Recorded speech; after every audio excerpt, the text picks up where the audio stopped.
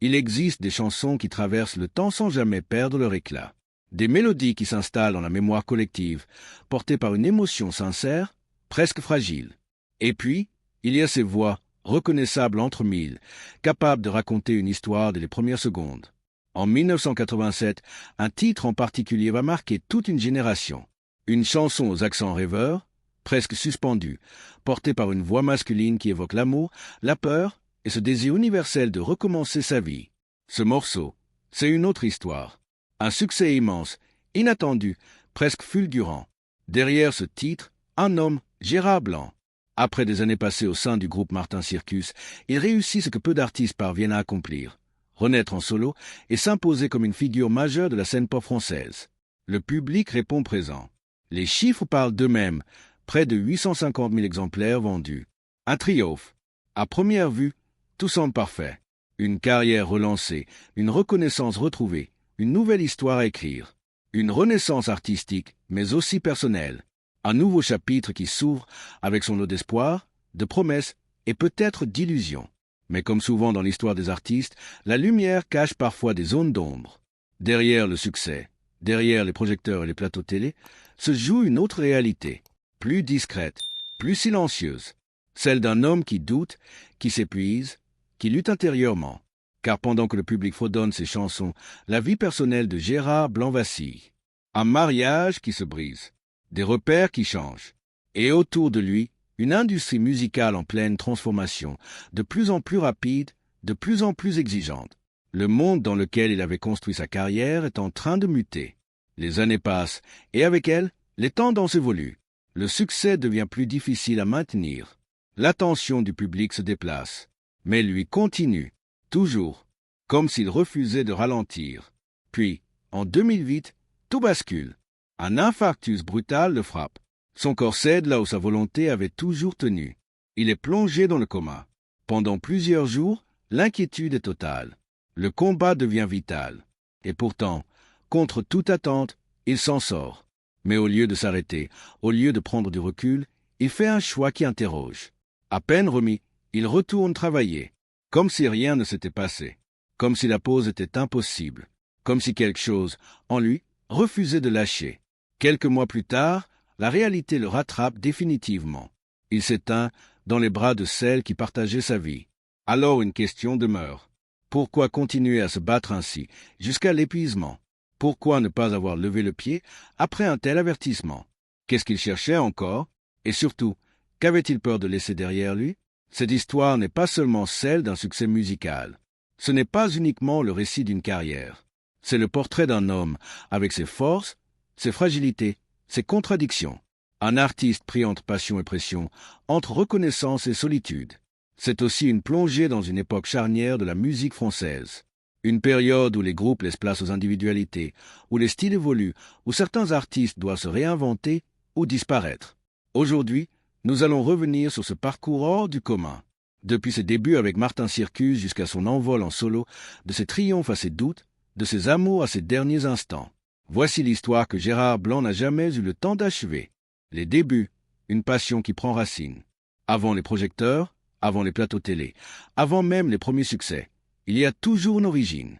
Un point de départ souvent discret, presque invisible, mais essentiel. Pour Gérard Blanc, cette histoire commence en 1947, à Boulogne-Billancourt, en proche banlieue parisienne. Une ville particulière, à la fois industrielle et profondément marquée par une effervescence artistique qui influence toute une génération. Dans cette atmosphère contrastée, entre modernité urbaine et bouillonnement culturel, le jeune Gérard grandit avec une sensibilité déjà tournée vers la musique. Très tôt, quelque chose l'attire. Pas encore une vocation clairement définie, mais une fascination, une curiosité pour les sons, les rythmes, les voix. Et puis un jour, tout bascule. Comme pour beaucoup d'artistes de cette époque, la révélation vient d'ailleurs. Des États-Unis, le choc du rhythm and blues. Une musique brute, vibrante, presque viscérale. Des artistes comme Ray Charles, Little Richard ou encore Chuck Berry deviennent rapidement des références. Ce qui le marque, ce n'est pas seulement la musique en elle-même. C'est l'énergie, l'attitude, cette manière d'occuper la scène, de s'exprimer sans retenue. Ces voix habitées, presque habitées par quelque chose de plus grand. Ces rythmes nerveux qui donnent envie de bouger, de créer, d'exister autrement. Pour le jeune Gérard, c'est une révélation. Il ne veut plus seulement écouter. Il veut faire. Le déclic définitif arrive grâce à un geste simple, mais déterminant. Un oncle lui offre une guitare espagnole. Un objet, presque banal en apparence, mais qui va changer le cours de sa vie. Entre ses mains, cet instrument devient un moyen d'expression, un refuge, un terrain d'expérimentation. Adolescent, il passe des heures à jouer, à reproduire ce qu'il entend, puis à inventer, à chercher, à se tromper aussi, mais surtout à avancer. Car très vite, une évidence s'impose. Il ne veut pas simplement être musicien. Il veut trouver sa propre voie. À seulement 16 ans, il franchit une première étape importante. Il fonde son premier groupe avec des camarades de lycée. Le groupe s'appelle Winding. Autour de lui, des jeunes passionnés comme Christian Vanier, Jean-Jacques Perruchon et Gérard Gabald. Ensemble, ils partagent la même envie, jouer, créer, monter sur scène. Les débuts sont modestes, très modestes même. Des petites salles, des scènes improvisées, un public parfois réduit. Mais peu importe, chaque concert est une expérience. Chaque prestation est une occasion d'apprendre, de comprendre ce que signifie vraiment être artiste, et surtout de ressentir, car sur scène, quelque chose se passe. Une connexion, une montée d'adrénaline, un échange avec le public, même minime. C'est là que Gérard commence à comprendre que la musique ne sera jamais juste un passe-temps. C'est une nécessité. Le groupe progresse lentement, mais sûrement. Et puis, une opportunité se présente. Un passage au Golf Drouot, véritable institution du rock français des années 60. Ce lieu mythique a vu passer de nombreux artistes avant eux. C'est un tremplin, un test aussi. Pour Winding, c'est une première reconnaissance. Une porte qui s'entrouvre. En 1967, le groupe évolue. Il change de nom pour devenir les Balthazar. Ce n'est pas qu'un simple changement d'identité. C'est une transformation. Le son devient plus structuré. L'écriture gagne en maturité. Les compositions prennent de l'ampleur. Des titres comme Samantha, Le Monde en papier ou encore Mora Mora commencent à circuler. Ils attirent l'attention d'une presse spécialisée encore naissante, mais déjà curieuse. Le paysage musical français est en pleine mutation, et ces jeunes artistes participent, à leur manière, à ce mouvement. Pour Gérard Blanc, cette période est fondamentale. Il apprend tout. La scène, la composition, le travail en groupe, les compromis, les tensions aussi. Car derrière la passion, il y a déjà des réalités plus complexes, des visions différentes, des ambitions qui ne coïncident pas toujours. Mais pour l'instant, l'enthousiasme domine. Il y a cette sensation que tout est possible, que la musique peut ouvrir des portes, qu'elle peut offrir une place dans le monde. Et surtout, il y a cette envie irrépressible d'aller plus loin. Car même si les Balthazar commencent à se faire un nom, Gérard sent que quelque chose d'autre l'attend. Une étape supérieure, un projet plus grand, une aventure qui pourrait véritablement changer sa trajectoire. Il ne le sait pas encore, mais ce moment arrive, et il va tout bouleverser. Au début des années 70, une rencontre va marquer un tournant décisif dans sa carrière. Une opportunité qui ne se présente qu'une fois, celle de rejoindre un groupe déjà installé, déjà reconnu et en pleine évolution. Un groupe qui s'apprête à écrire une page importante de l'histoire de la musique française. Ce groupe, c'est Martin Circus. Et pour Gérard Blanc, c'est le début d'une toute nouvelle histoire. Martin Circus, l'ascension et la transformation. Au début des années 1970, la scène musicale française est en pleine effervescence. Le rock s'installe, se transforme, cherche encore son identité propre face à l'influence anglo-saxonne. C'est dans ce contexte mouvant qu'un groupe commence déjà à se distinguer, Martin Circus. Lorsque Gérard Blanc rejoint le groupe en 1971, aux côtés du claviériste Sylvain Pochard, ce n'est pas un simple changement de formation. C'est une transition majeure. À ce moment-là, Martin Circus est déjà imposé comme l'un des rares groupes français à explorer un rock ambitieux, influencé par des structures complexes et des univers sonores expérimentaux. Leur double album Acte 2 illustre parfaitement cette période. Une œuvre dense, presque conceptuelle, où la narration musicale se mêle à des arrangements sophistiqués. L'influence de groupes comme Soft Machine ou d'artistes comme Frank Zappa se fait sentir. C'est un rock exigeant, parfois déroutant, mais profondément créatif.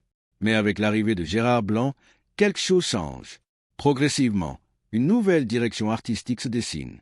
Le groupe commence à évoluer vers un style plus accessible, sans pour autant renier totalement ses racines. La musique devient un mélange singulier de chansons françaises, de théâtralité rock et d'influence pop. Une transition audacieuse, mais risquée. Et pourtant, elle va payer. La même année, un titre va tout bouleverser. Je m'éclate au Sénégal.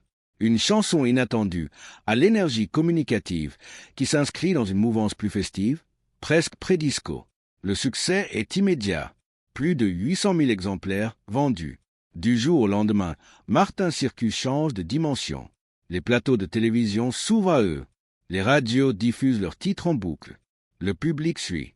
Le groupe devient un phénomène. Ce n'est plus seulement un groupe de rock expérimental, c'est désormais un acteur majeur de la scène populaire française. Pour Gérard Blanc, cette période est à la fois exaltante et fondatrice. Il découvre une nouvelle réalité, celle de la notoriété. Les tournées s'enchaînent, les salles se remplissent, l'exposition médiatique devient constante. Mais avec le succès viennent aussi les attentes, le besoin de produire, encore et encore, de rester visible, de ne pas disparaître. Le groupe enchaîne alors les projets. Parmi eux, des adaptations françaises de succès américains, comme Marilyn, qui rencontrent à leur tour à large public. Cette stratégie permet au groupe de s'ancrer durablement dans le paysage musical, mais elle marque aussi un éloignement progressif de ses ambitions artistiques initiales. Un autre moment clé de cette période est leur participation à la Révolution française, considérée comme le premier opéra rock hexagonal. Sur la scène du Palais des Sports de Paris, devant un casting impressionnant de plus de 100 artistes, Gérard Blanc incarne le personnage de Danton. Parmi les participants, un nom qui deviendra incontournable, Alain Bachung. Cette expérience marque profondément Gérard. Elle lui permet d'explorer une autre dimension artistique, le jeu, l'interprétation, la mise en scène. Il ne s'agit plus seulement de chanter, mais d'incarner. Durant toute la décennie 1970 et jusqu'au milieu des années 1980, il devient une pièce centrale de Martin Circus. Guitariste principal, chanteur, figure reconnaissable du groupe, il traverse toutes les mutations musicales de l'époque. Du rock progressif au disco, du disco à la pop, de la pop à des sonorités plus proches de la new wave. Cette capacité d'adaptation est impressionnante. Mais elle a un prix, car à force de suivre les tendances, une question finit par émerger. Où se situe l'identité du groupe? Et surtout, où se situe celle de Gérard Blanc? Au début des années 1980, les premières tensions apparaissent. Les divergences artistiques deviennent de plus en plus visibles. Certains membres du groupe, comme Sylvain Pochard ou Alain Piusner, ressentent le besoin d'explorer d'autres horizons. Ils quittent le groupe pour collaborer avec Daniel Balavoine dans une démarche plus engagée, plus expérimentale.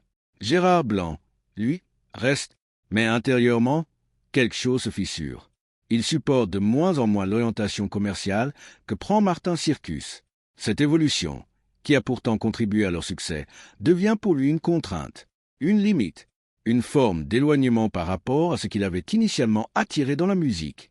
Il ne s'agit pas d'un rejet brutal, plutôt d'un malaise progressif, d'un sentiment de décalage. Le groupe continue, malgré tout.